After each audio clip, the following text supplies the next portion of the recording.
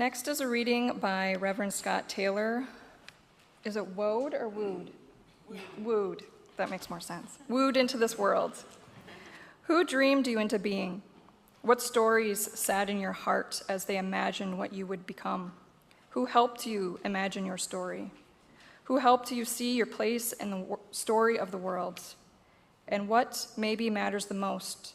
Who helped you understand that you could be the author of your own unfolding? All of which is a way of asking, who listened?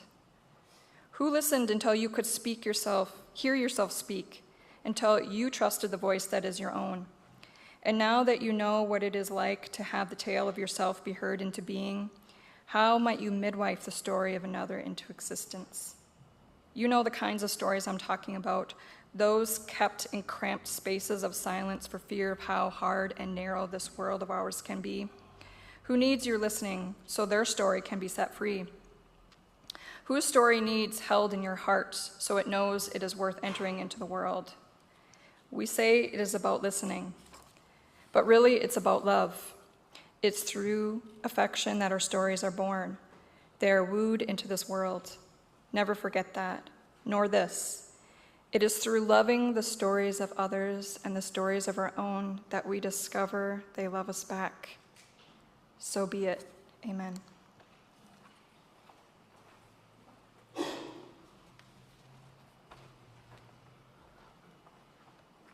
Ever since I was a little girl, I loved to write stories.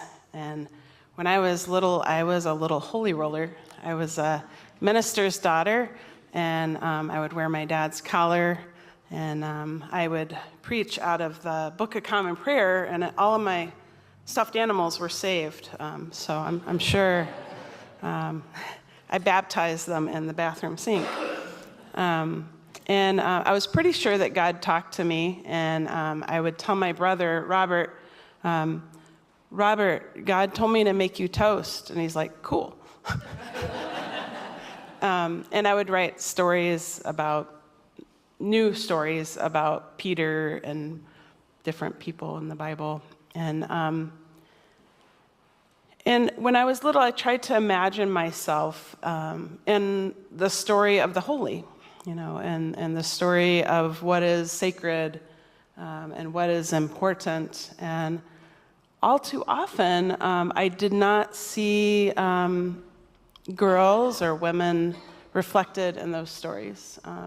Oftentimes, it was the quiet woman at the well. Well, I didn't want to be quiet. I wanted to make toast for my brother or speak up. And so when I first got introduced to goddess stories, to stories of heroines, and I was born in 1974 in South Carolina, and that automatically puts us about 20 years behind the rest of the nation as far as the Bible Belt and what was okay and what wasn't okay in some ways. I had my traditional nana saying, well, girls should smile and get married and not speak up too much, because you want to make sure your husband or your man is just fine, but don't worry too much about yourself, was the implicit message. And so we all get these messages from our childhoods. Who has power to tell us what is true? Who has the power to claim worth and sanctity? And many of us have probably seen Marvel movies or about Iron Man or the story of Spider-Man, and they have these origin stories. Well, each of us also has an origin story, that powerful seed of the person that we are going to become. And the question is who gets to write the story for us? And when I was little, I loved the idea of being a writer. I've always wanted to be a writer, just as much as when I was little, I wanted to be a minister. And it took me 50 years to be able to get this tattoo. Nevertheless, she persisted, and to finish a book and get it accepted, and that's a long time to heal my story, to tell myself that I'm enough, that my words matter, to believe in myself that I can finish something. And I'm very proud of that, that finishing something, and it meant a lot to me. But what I think is important about story is to think about who's telling the story. There's Rachel Naomi Raymond talks about how her family clings to the childhood story of her being the clumsy one in the family. Asking her adult friends and colleagues, they will describe her as graceful. They never once saw her trip on her own feet or drop something.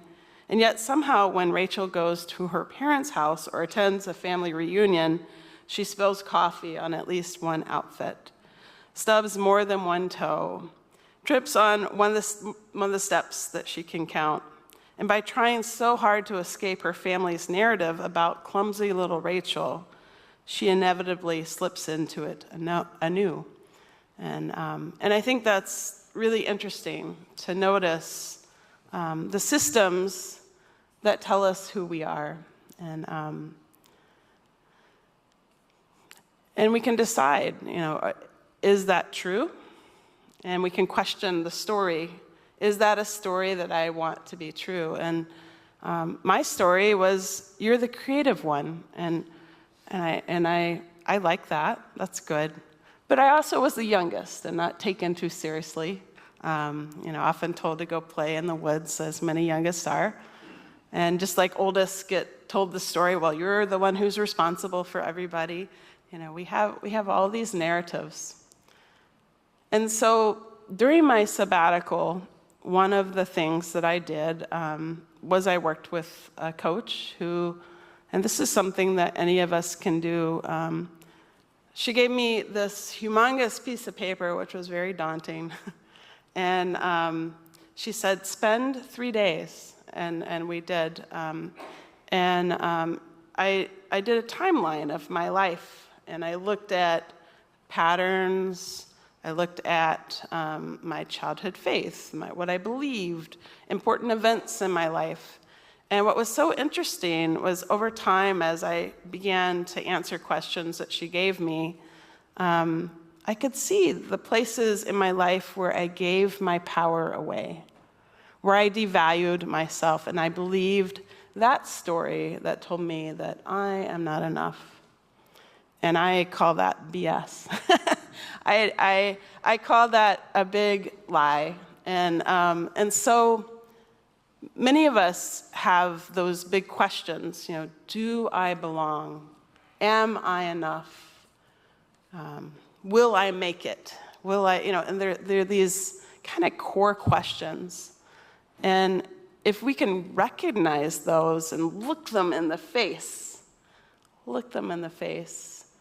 and question it, we can see, just like, I don't know if you've seen the movie of The Labyrinth, where David Bowie is leading the heroine through all these mirrors and dream scenes, and she finally looks at him and says, "You have no power over me," and everything shatters.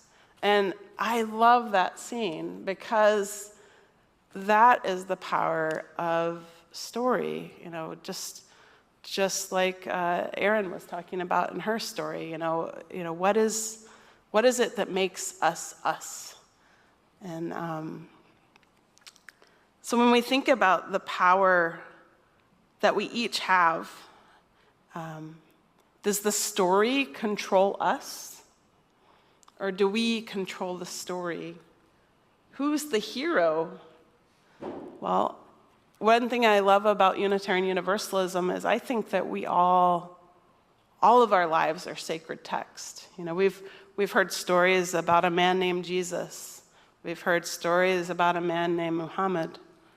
Well, I want to hear the story of Carl Mackey or Kendra or Sue or Greg. What is your sacred story? What is it that we can learn from each other?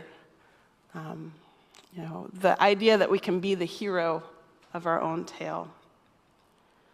I've been a part of a memoir group for over 8 years with some powerful women who have put up with me talking over and over about my mother and all the things that we talk about. And you can see the patterns in your own writing, as you go over your childhood stories, just as we heard earlier.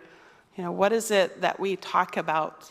What is our fear? What is our liberation? And I think recognizing that we have the power to change, our power to change belief, power to change how we dress, who we love, who we want to be.